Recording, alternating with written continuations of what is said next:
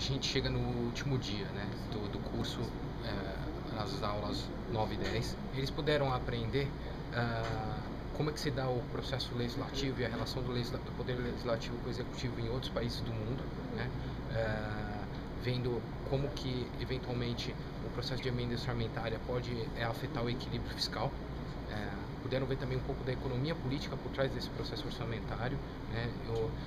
Vimos distinções entre como se dá isso em regimes presidencialistas e em regimes parlamentaristas, ou seja, fez uma discussão bem ampliada e eles puderam fazer essa comparação como se dá esse processo no Brasil e especificamente na cidade de São Paulo. Essa foi a primeira aula.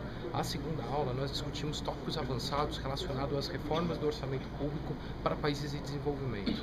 Então nós vimos sobretudo muito do que os organismos multilaterais como o Banco Mundial, o FMI, o OCDE e os órgãos doadores de recursos, principalmente dos países mais pobres, qual é a linha que eles tomam, como eles propõem essas reformas, como que eles implementam, mas sobretudo nós vimos as enormes falhas que existem nesse processo, né? Nós discutimos que muito do que as características para que uma reforma orçamentária dê certo dependem muito das características internas daquele país, da vontade política, e não só apenas de recurso e questões técnicas. Então os alunos puderam ter uma visão muito ampla, né? E hoje concluímos esse curso aí com chave de ouro, que teve uma intensa participação e discutimos realmente o que se propõe, que eram as tendências contemporâneas da gestão do orçamento público.